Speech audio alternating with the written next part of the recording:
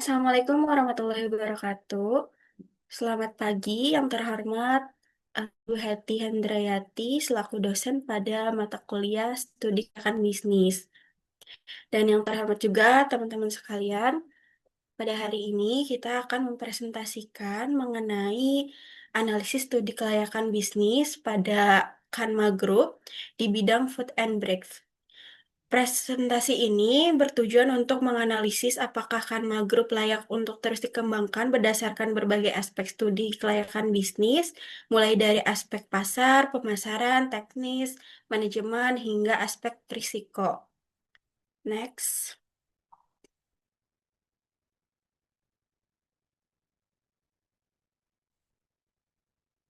Next. Yang pertama ada executive summary. Pada slide ini dijelaskan gambaran umum dari Kanma Group. Kanma Group merupakan perusahaan yang bergerak di bidang industri kreatif yang mencakup sektor food and beverage, hospitality, service, dan lifestyle. Perusahaan ini mengelola berbagai brand yang cukup dikenal seperti Kopi Nako, Warung Nako, Klui, Padre, Two Story, dan Karma Resorts. Analisis studi kelayakan bisnis ini dilakukan untuk menilai apakah perusahaan ini masih layak untuk terus dikembangkan dengan melihat berbagai aspek seperti aspek pasar, pemasaran, teknis, manajemen, sumber daya manusia, finansial, lingkungan, hukum, dan risiko. Berdasarkan hasil analisis, Kanma Group memiliki prospek usaha yang baik dan peluang pertumbuhan yang masih cukup besar di masa depan. Next. Pada saat ini dijelaskan adalah profil perusahaan Kanma Group. Kanma Group merupakan perusahaan yang bergerak di bidang food and beverage, hospitality, dan lifestyle. Perusahaan ini didirikan pada tahun 2019 dengan tujuan menyatukan berbagai bisnis kuliner ke dalam satu manajemen yang terintegrasi dalam menjalankan usahanya. Kanma Group merupakan Kanma Group menggunakan strategi multi-brand, yaitu mengelola beberapa merek dengan konsep yang berbeda. Strategi ini bertujuan untuk memperluas jangkauan pasar dan meningkatkan daya saing perusahaan.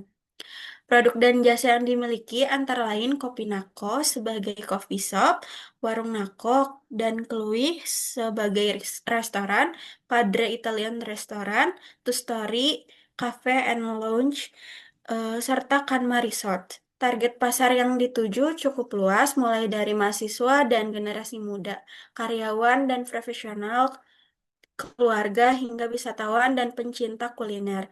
Model bisnis yang diterapkan berfokus pada strategi multi-brand dengan menggunakan pengalaman pelanggan melalui kualitas produk, pelayanan, suasana outlet yang nyaman, serta pemanfaatan digital marketing dan ekspansi outlet untuk meningkatkan pertumbuhan bisnis. Next. Pada aspek pasar, kami menganalisis kondisi pasar, peluang pasar, dan prospek usaha pada Kanma Group. Dari sisi kondisi pasar, industri food and beverage di Indonesia terus mengalami perkembangan. Hal ini dipengaruhi oleh perubahan gaya hidup masyarakat, masyarakat juga meningkatnya budaya nongkrong di kafe yang menjadikan coffee shop bukan hanya sebagai tempat membeli minuman, tetapi juga seperti tempat bersosialisasi dan bekerja.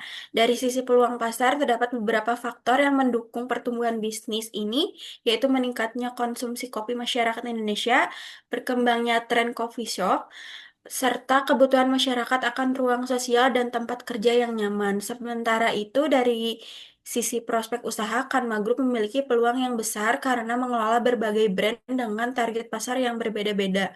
Kondisi ini membuat perusahaan tidak hanya bergantung pada satu jenis pelanggan saja, sehingga resiko bisnis dapat lebih tersebar dan peluang pertumbuhan menjadi lebih besar. Berdasarkan analisis tersebut, dapat disimpulkan bahwa aspek pasar Kanma Group dinilai layak karena didukung oleh pertumbuhan industri, peluang pasar yang luas, dan strategi bisnis yang mampu menjangkau berbagai segmen konsumen. Terima kasih. Mungkin selanjutnya akan dijelaskan oleh rekan saya.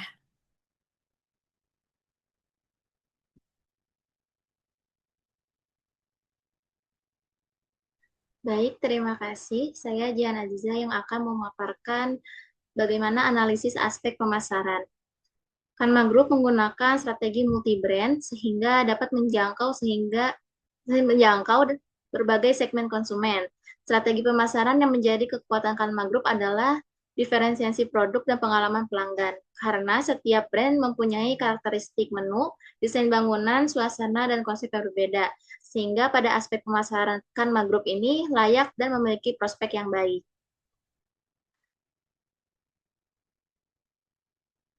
Adapun analisis aspek teknik dan teknologi.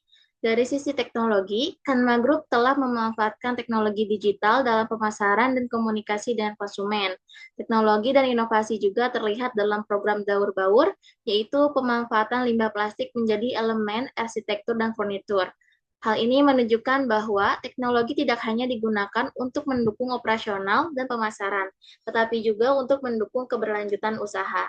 Aspek teknik dan teknologi Kanma Group ini dapat dinilai layak karena didukung oleh jaringan outlet, fasilitas usaha, sistem operasional, pengelolaan bahan baku, pemanfaatan teknologi digital, serta inovasi pengelolaan limbah. Selanjutnya, ada pun analisis aspek manajemen dan organisasi. Pada Kanma Group menerapkan bentuk holding company, yaitu perusahaan induk yang mengelola berbagai merek restoran, kafe, dan bisnis lifestyle dalam satu sistem manajemen. Pembentukan Kanma Group ini bertujuan untuk menyatukan pengelolaan berbagai usaha di bawah satu visi misi dan standar operasional yang sama. Dari sisi organisasi, model tersebut memberikan keuntungan karena setiap brand dapat memiliki karakteristik dan target pasar masing-masing. Sementara pengelolaannya tetap berada dalam koordinasi grup, sehingga aspek manajemen dan organisasi Kanma Group ini layak dan juga cukup kuat. Baik, selanjutnya akan dipaparkan oleh teman saya. Baik, saya akan mempresentasikan mengenai analisis aspek sumber daya manusia. Sumber daya manusia menjadi salah satu faktor penting dalam keberhasilan Kanma Group untuk menjaga kualitas pelayanan. Perusahaan menerapkan pelatihan secara berkala, evaluasi kinerja karyawan, serta standarisasi pelayanan. Dengan pengelolaan SDM yang baik, Kanma Group dapat mempertahankan standar pelayanan yang konsisten di seluruh outlet. Next.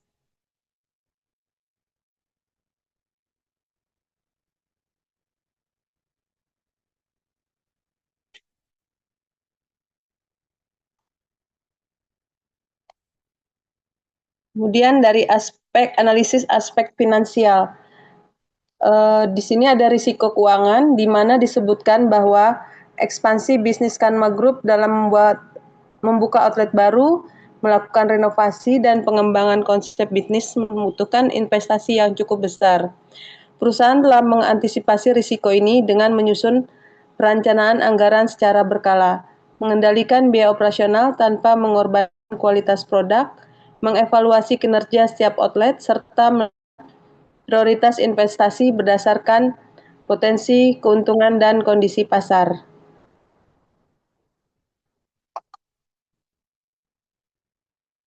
Next.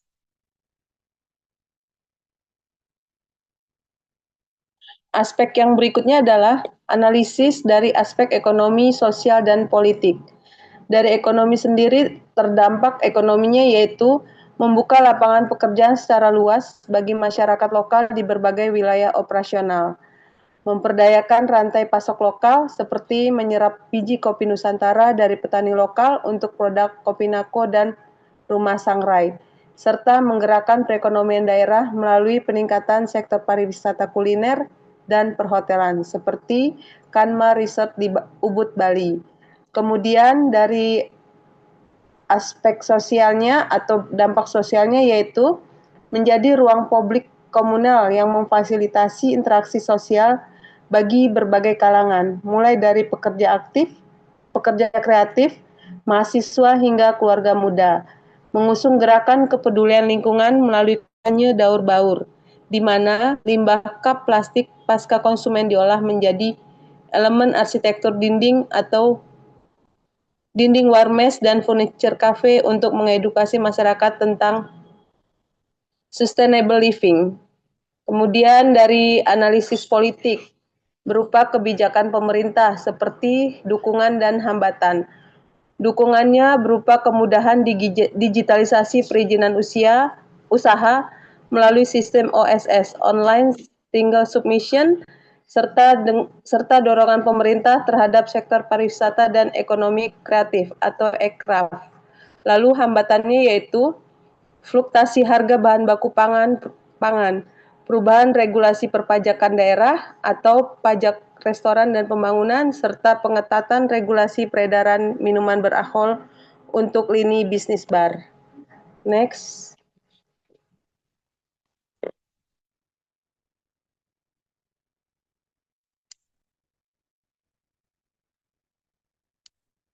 Dari aspek analisis aspek lingkungan industri, diambil dari pendekatan Porter's Five Forces, yaitu pelanggan atau daya tawar tinggi, di mana konsumen memiliki banyak alternatif pilihan coffee shop dan atau restoran lain, sehingga perusahaan harus terus menjaga kualitas produk, pelayanan, dan inovasi agar loyalitas pelanggan tetap terjaga. Pesaing atau persaingan cukup tinggi, di mana keberadaan banyak coffee shop, baik nasional maupun lokal, membuat persaingan ketat. Namun, Kanma Group memiliki keunggulan kompetitif berupa kekuatan merek, jaringan outlet, atau ada kurang lebih dari 55 outlet, serta konsep bisnis yang khas. Pemasok atau daya tawar sedang, di mana ketergantungan utama terletak pada kualitas pasokan biji Nusantara dan bahan baku lainnya. Perusahaan menjaga hubungan baik dengan pemasok guna memastikan ketersediaan bahan baku berkualitas. Pendatang baru atau ancaman cukup tinggi, di mana pertumbuhan industri coffee shop yang pesat memicu banyak pemain baru masuk. Tetapi posisi Kanma Group tetap kuat karena memiliki pengalaman operasional, ekuitas merek yang tinggi dan basis pelanggan yang luas. Kemudian dari produk substitusinya berupa ancaman yang tinggi, di mana masyarakat mempunyai banyak pilihan minuman pengganti kopi seperti teh, jus, boba, atau minuman kemasan. Hal ini diatasi Kanma Group dengan menyediakan berbagai varian menu non-kopi serta menyeimbangkan cita rasa produk agar dapat diterima. Terima kasih, kemudian akan disampaikan oleh rekan saya berikutnya.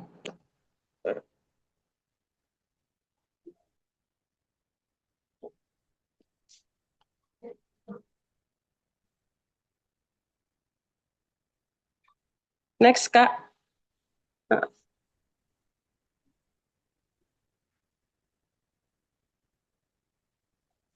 Baik, terima kasih Mbak Cindy atas pemaparannya.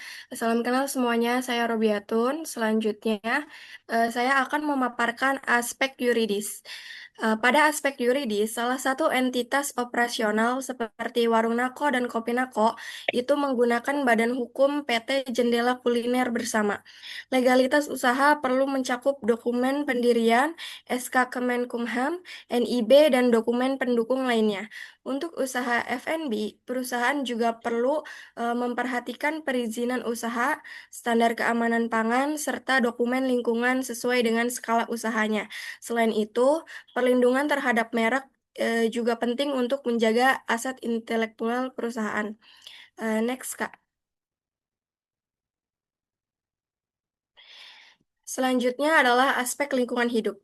Aktivitas F&B menghasilkan beberapa jenis dampak lingkungan, seperti sampah plastik, sisa makanan, kemasan, limbah cair, dan penggunaan energi. Salah satu hal positif dari Kanma Group adalah adanya program Daur Baur. Program ini memanfaatkan limbah gelas plastik untuk diolah menjadi material arsitektur dan furniture. Hal ini menunjukkan bahwa aspek keberlanjutan mulai menjadi bagian dari pengembangan bisnis. Next, Kak.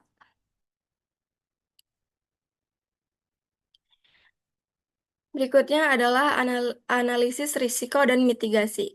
Risiko operasional dapat berupa ketidakkonsistenan kualitas antar outlet dan masalah pasokan bahan baku. Mitigasinya adalah SOP, pelatihan, evaluasi, dan penggunaan lebih dari satu pemasok. Risiko keuangan dapat berupa kenaikan biaya dan kebutuhan investasi ekspansi, sehingga diperlukan pengendalian biaya. Dari sisi pemasaran, perubahan tren dan perpindahan pelanggan dapat diantisipasi dengan inovasi dan penguatan media sosial. Dari sisi hukum, perusahaan perlu memastikan seluruh perizinan dan kepatuhan selalu diperbarui. Sedangkan dari sisi lingkungan, peningkatan jumlah outlet harus diikuti dengan pengelolaan limbah yang semakin baik. Next, Kak.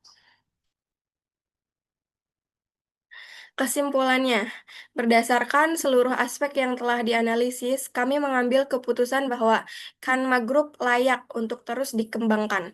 Keputusan ini didukung oleh keberagaman portofolio brand, konsep usaha yang unik, kualitas produk, pengalaman pelanggan, inovasi, serta jaringan usaha yang luas. Selain itu, perusahaan memberikan dampak ekonomi dan sosial yang positif serta memiliki perhatian terhadap keberlanjutan melalui program Baur. Meskipun demikian, perusahaan tetap perlu memperhatikan persaingan, konsistensi kualitas, pengendalian biaya, kepatuhan hukum, dan pengelolaan risiko. Cukup dari saya, selanjutnya akan dilanjutkan oleh rekan saya. Terima kasih. Selanjutnya saya akan menyampaikan rekomendasi pengembangan bisnis jangka pendek. Yang pertama yaitu adanya standarisasi dan pengetatan audit SOP operasional di seluruh cabang. Menetapkan dan menerapkan standar operating procedure atau SOP secara menyeluruh serta audit berkala di lebih dari 55 outlet. Dengan menjaga konsistensi rasa produk, kecepatan penyajian, dan kualitas pelayanan antar outlet guna meminimalkan resiko operasional. Lalu yang kedua ada ekspansi program Daur Baur ke seluruh outlet aktif dengan memperluas fasilitas pengumpulan dan pengolahan limbah gelas plastik pasca konsumen dari program Daur Baur, serta mengurangi sampah operasional secara langsung, efisiensi bahan baku furnitur atau interior, serta memperkuat citra sustainable brand di mata pelanggan. Next.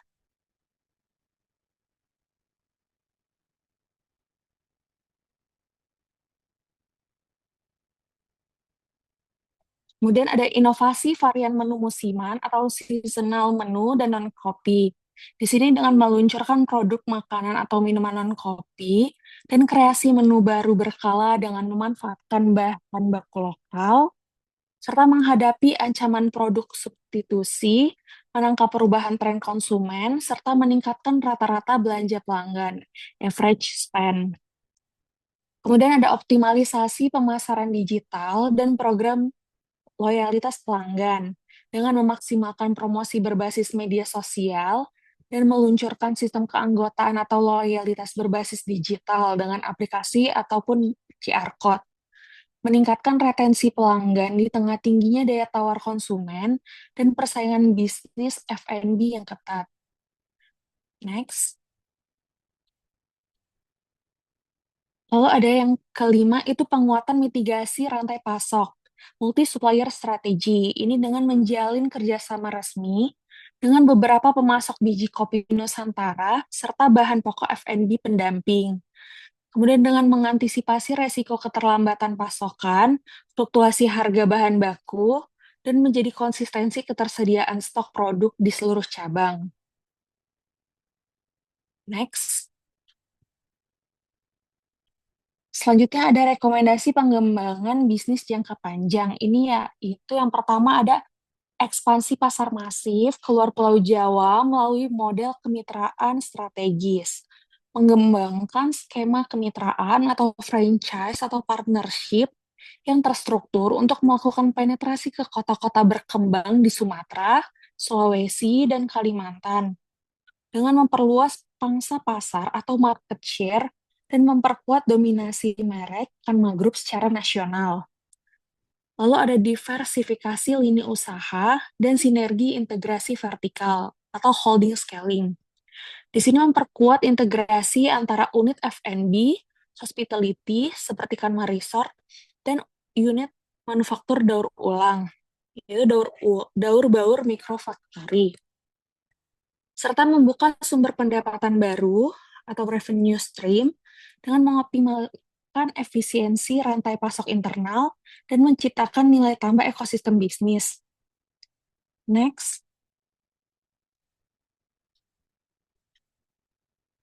Ada pengembangan fasilitas central kitchen dan roastery terpusat dengan membangun central kitchen dan fasilitas roasting, kopi terpusat berskala industri untuk melayani seluruh unit, serta mengamankan skala ekonomi atau economy of scale. Lalu yang keempat ada digitalisasi operasional terpadu, ERP, dan data analytics. Dengan menerapkan sistem ERP yang terintegrasi dari aspek persediaan, keuangan, hingga analisis di penjualan seluruh outlet. Lalu ada meningkatkan akurasi arus kas, memprediksi tren konsumen, serta mempercepat pengambilan keputusan. Next. Yang terakhir ada penguatan legalitas korporasi, sertifikasi keberlanjutan, dan tata kelola. Kita bisa melengkapi seluruh perizinan operasional, perizinan sub-brand, serta mendaftarkan hak kekayaan intelektual. Minimalkan resiko hukum, mempermudah akses, serta memperkuat reputasi bisnis. Selanjutnya yaitu lesson learned. Ini refleksi kelompok selama menyusun analisis studi kelayakan bisnis. Yang pertama yaitu memahami studi kelayakan secara menyeluruh. Kelayakan bisnis tidak hanya dilihat dari keuntungan, tetapi juga aspek hukum, pasar, lingkungan, sosial, dan risiko. Yang kedua ada mengaplikasikan teori ke kondisi nyata. Menerapkan konsep Porter 5 Force untuk melihat persaingan, pelanggan, pemasok, pendatang baru, dan produk substitusi. Yang ketiga, belajar berpikir kritis dalam menganalisis bisnis. Tidak hanya mendeskripsikan kondisi Karma Group, tetapi mengidentifikasi kekuatan, tantangan, peluang, resiko bisnis.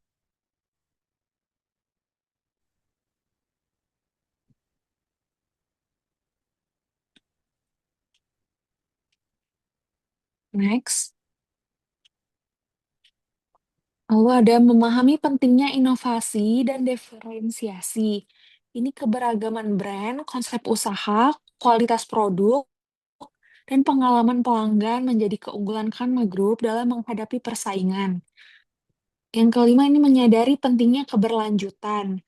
Program Daur Baur menunjukkan bahwa pengelolaan limbah dapat menjadi bagian dari inovasi sekaligus memberikan nilai tambah bagi perusahaan. 6.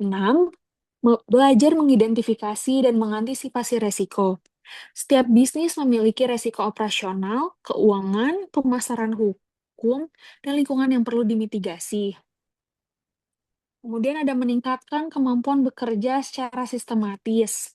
Proses penyusunan analisis melatih kemampuan mengumpulkan informasi, menghubungkan teori dengan data, serta menyusun kesimpulan dan rekomendasi.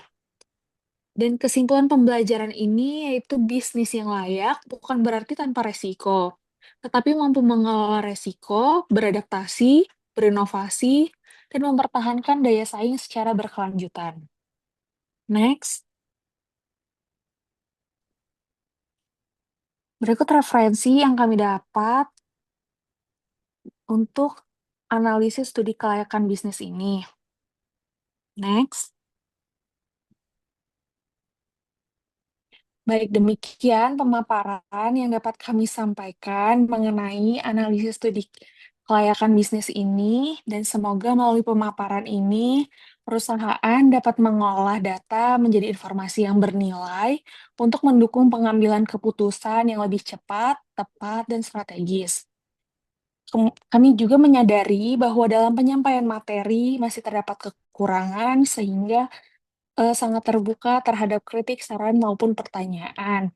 Demikian yang dapat kami sampaikan. Terima kasih atas perhatian dan waktunya. Wassalamualaikum warahmatullahi wabarakatuh.